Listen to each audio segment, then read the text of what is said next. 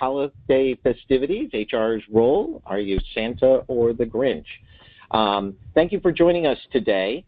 I am the chair of Murtha Cullina's Labor and Employment Practice Group, and we do these webinars once a month, and we appreciate you listening in. I'm going to take a moment to go over some housekeeping. All callers are currently in listen-only mode. If you have any questions during the presentation, you can write them down in the questions box of your webinar toolbar, and we will answer them at the end of the presentation. This webinar is being recorded. All today's participants will receive an email following today's presentation with the PowerPoint slides, a link to the webinar, and an attendance certificate. But certainly if you have any colleagues who you'd like to share this webinar with, please do so. Another thing I'd like to share with you is just yesterday, Murtha Cullina's Labor and Employment Group launched its own blog. We are hoping to make that a fairly dynamic blog with weekly updates. And as with our webinars, we would appreciate any feedback you might have for us. Okay, so it is the season of the holidays, and many employers hold either holiday or year-end parties. And so what we wanted to go over is just some reminders. I don't think any of what we're going to talk about today is going to be new to you or surprising, but hopefully they will be good reminders for you to keep in mind as you plan your parties.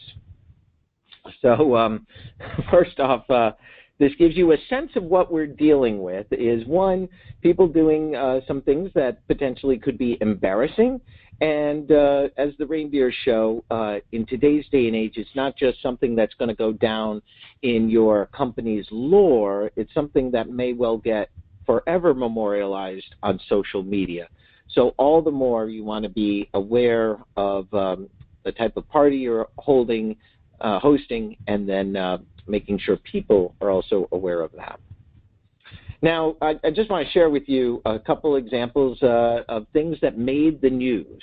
And you may have the luxury of saying, gee, every holiday party I've ever been to has not been an issue, and if so, that's great. But these are the issues that hopefully you will never experience. This one was reported last year on NPR, where a fellow got, and I have to think alcohol was somehow involved with this, but fell into the band's loudspeaker during an emotional yet crowd-pleasing rendition of Frosty the Snowman. At another party, after some very heavily spiked punch or eggnog, employees came up with the idea of creating a slip and slide in their warehouse. As the note mentions, it was all fun and good until someone broke their collarbone going face first down the slide. And here, take a minute. Here's a piece that was on YouTube that I think also reflects probably a common concern. If we can get it to work.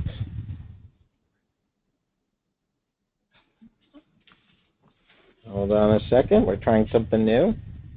Yes. Okay. So Jim, I'll say something to Jim. Jim is cheap. He likes cheap women and cheap champagne or whatever you want to call it. Bottled wine. Hi, Jim. Hi. Yeah. Well, you want to say something to the camera? Say something to yourself. I hope the rest of my employees are a little more appreciative of what we're trying to do here. We were just telling the camera. I think how much that's not what I think I heard. What do you think you heard, Jim? Yeah, you think maybe? Yeah. What do you think you heard? I heard something about sheep, and then some more about sheep, and let me see, there was sheep. We're talking about sleep. Well, don't say. Right, guys? Don't insult me on top of insulting me, okay? Oh, yeah. Appreciate that. You got that right. Yeah. Oh, you got it so bad. It's on camera. So awkward.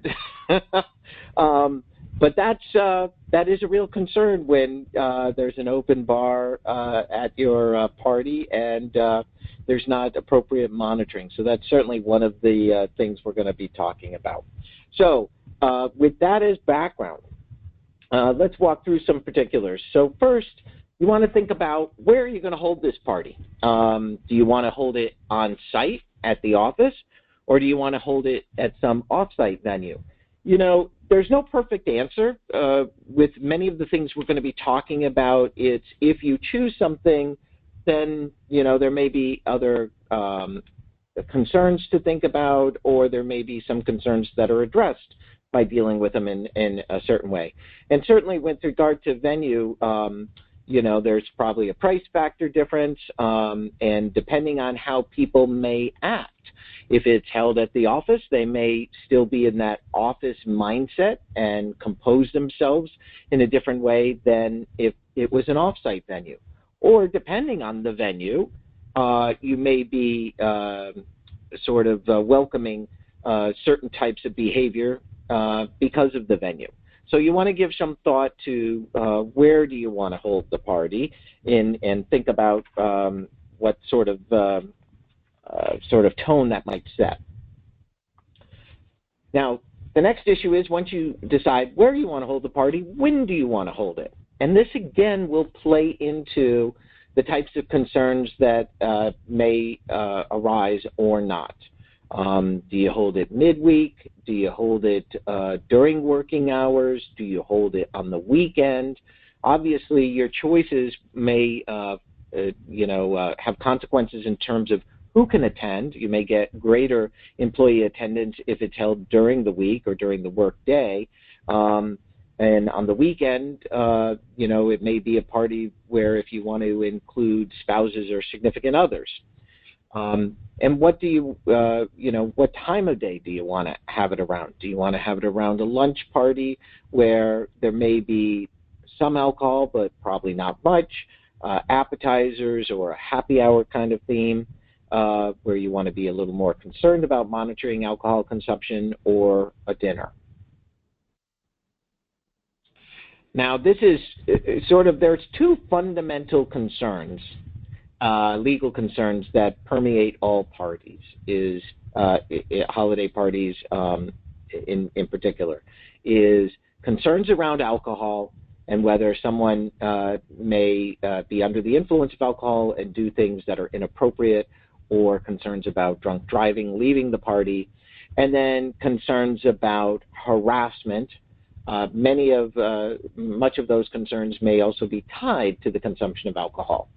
But many folks may not really enjoy a party if there's a complete abstinence from alcohol. And I don't think you need to refrain from all alcohol in being reasonable about how you host your party. But you do want to think about the types of alcohol you're going to serve, whether it's going to be limited to beer and wine, or whether you're going to have cocktail drinks of a limited selection, or whether you'll have a full open bar.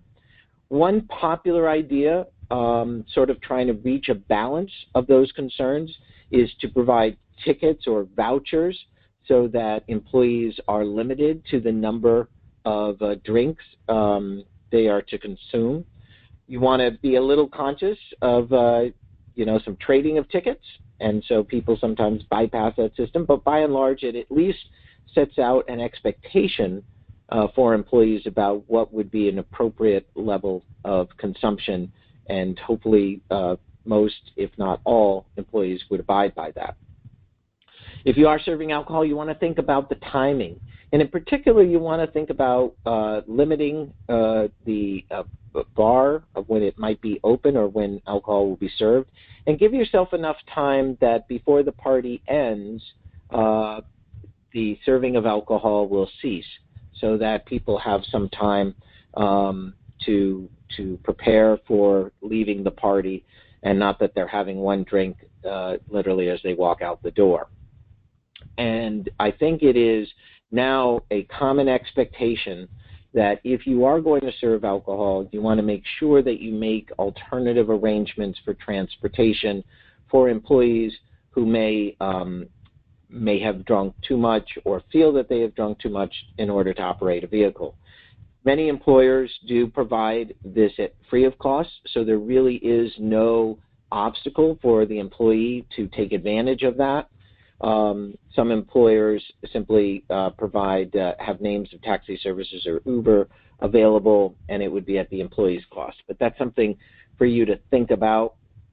The other thing, when you're thinking about venue, some employers host their parties at a site where employees could secure a room. So if you're at a hotel, they could secure a room at a discounted price and therefore avoid any concerns about drinking and driving. When you're planning your party, you want to think about who attends, and think about, does that affect the behavior or the tone of the party? Whether you invite spouses may help people behave on better behavior or not. Part of that may be a cost concern, but it also could play into how employees will approach the party and what they might what type of behavior they might engage in. One note, I know we're talking largely about just legal risks, but a couple things I'll mention along the way is if you have non-exempt employees who are spending time at work helping to plan for the party, and many employers do have party committees, make sure that they are paid for that time spending.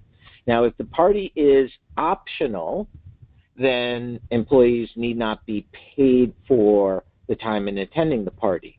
However, if it is mandatory, either expressly made mandatory, or there is a heavy suggestion that employees should attend the party, either because it's good for their career or that's what's expected, the employer may be creating a situation where that would be considered compensable time.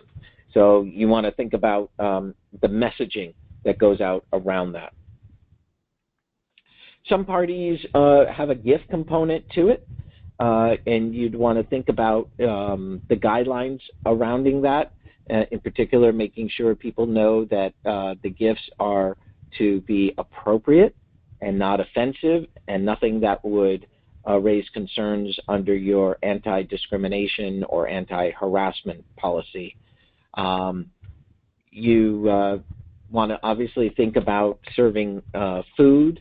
Most parties would have that. Certainly if you're going to be serving alcohol, you want to make sure that you serve food to mitigate the effects of the alcohol.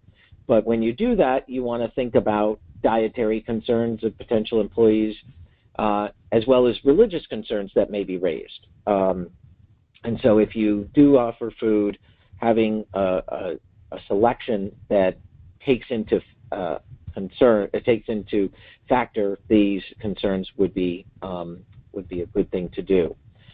When you think about the theme, our talk today is holiday parties, but that doesn't necessarily mean that necessarily is the theme of the party. You could certainly have year-end parties or come up with a religious neutral theme. But whatever you do, you want to give some thought to that and whether it would have any negative impact or be negatively received by your employees. Given you are holding this party and there's always a risk that someone might get hurt, even if you take the best steps possible to mitigate those concerns, you might ensure that your general liability policy covers holiday parties. Some policies might have alcohol exclusions or alcohol-related exclusions that you would want to be aware of, and whether there's a need for you to take out any supplemental insurance for purposes of having the party. Now, before the party, you want to, I think, in one way or the other, remind employees that these kinds of parties are work-related events, even if they are optional. And so their behavior is expected to conform with all of your policies that govern your work environment in general. And in specifically, we've listed a couple of the policies that most employers would have that could get implicated. Obviously, your anti-harassment policy. Employees need to be told and possibly reminded that their behavior needs to make sure it does not cross the line to become harassing. There might be a code of conduct that your workplace has that you would want to remind folks of, as well as your a dress code. And usually on your invitation, you can address that by saying whether business attire or what the expected attire is, so that people are aware. Communicating these expectations are key, because then people can know when they enter the party how they need to conduct themselves. And in line with making sure you don't invite or encourage any inappropriate behavior, no mistletoe should be part of your decorations. It just invites people to, quote, be in the season and take advantage of the mistletoe, which is likely to infringe upon your anti-harassment policy. Now, during the party, what should HR be doing? Obviously, you want to make sure people are having a good time, that they're enjoying themselves, but along the way, you want to be aware of any behavior that might be raising concerns. And the sooner you can intervene on that behavior, the greater chance that you'll minimize any disruption of the party. And certainly if you see any behavior or excessive consumption, you want to make sure that the servers are told that if they need to cut someone off, that they in fact do so. You want to lead by example, HR, and not only HR, but the management team. And so before the party, you might want to have a conversation with your senior managers to make sure that they are setting an example, an appropriate example for the party. And again, you want to be aware of letting people have a good time, but do so in a way that's not going to create any legal liability down the road or the following day. If someone does act inappropriately, you need to either immediately address it and inform them if they don't cease, they'll be removed, or if they are beyond that point, to remove them. And again, if you think their behavior is related to an excessive consumption of alcohol, you do not want to send them out to their car to leave the facility. You want to make sure that you get them alternative transportation home so that you're not implicated in any drunk driving concerns. And you want to think about before that if people do get too rowdy, how might you handle that? If you have that forethought sort of run through your head, you'll be better prepared to deal with anything that occurs, and hopefully nothing will occur other than having fun. Now, after the party, what are some of the things you want to do? You want to make sure you follow up with people. Not only do you want to figure out if the party was well executed and well received, but you want to keep your ears open for whether there was anything that occurred at the party that should not have, and any complaints that need to be pursued. You want to take note of what worked at the party, what didn't, and jot yourself some notes for next year so that, you know, when you revisit the topic, you can have at least learn from your experience this year. No matter what the concerns are, you want to make sure you at least follow up. You thank people for sharing their concerns and address them in whatever way you deem appropriate, but you don't want to ignore any concerns, and that's true of any issue that normally is brought under your anti-harassment policy. Now, the last thing I want to make note of is holiday gifts. I know I get usually a call or two every year about whether there are any concerns, and usually tax concerns, about giving holiday gifts. So I just wanted to go over what the general rule is. The general rule from the IRS's perspective is that when an employer gives a gift to an employee, that is a taxable event. There is an exception for de minimis fringe benefits. De minimis is defined by the IRS as a property or service, the value of which is so small as to make accounting for it unreasonably or administratively impracticable. Now, some of the examples that have been recognized as de minimis fringe benefits are a traditional birthday or holiday gift. But one special note, especially with gift cards being very popular, gift cards or cash, no matter what the dollar amount, are not considered in the eyes of the IRS to be de minimis. In the eyes of the IRS, the value of cash and the value of a gift card is automatically discernible, and therefore it is not unreasonable to know what the value is, nor is it administratively impracticable. If you're going to give an item, that's a different story. Now, even if you're going to give an item, you need to make sure the value is not high enough that it's going to take the gift outside of the fringe benefit if you want to. I mean, certainly you can give a very significant gift. You just need to know that it needs to be accounted for as income to the employee. But if that's not your intention, you want to be aware of it. There is no perfectly bright line rule that the IRS has given us. I would say from the case law, it certainly needs to be of a value less than $100.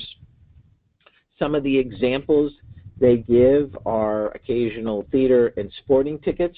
Now, that's in their regulations, but we all know that sometimes theater tickets and sporting events could exceed that. There hasn't been any modification of that listing, but you certainly want to be aware of that if you were giving out tickets, say, to the Super Bowl, whose value clearly is far in excess of $100, that may trigger some tax concerns. And with that, those are just a few of the highlights of your planning. I know this topic is a little shorter than most, but we are now going to check to see if there are any questions, so just hold on a second.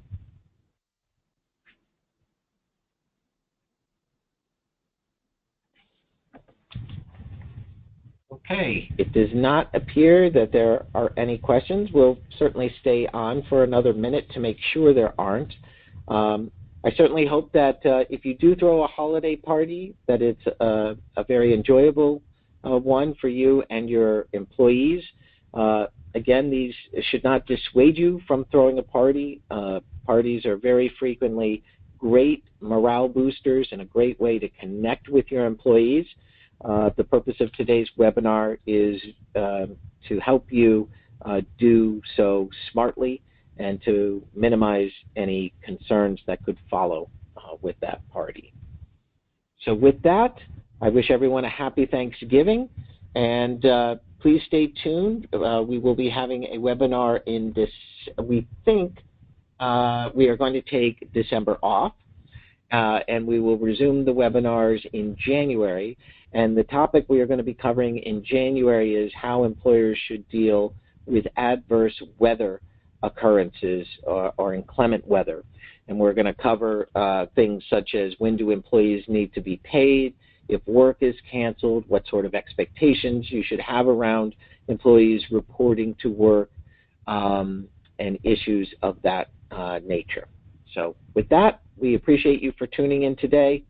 Take care.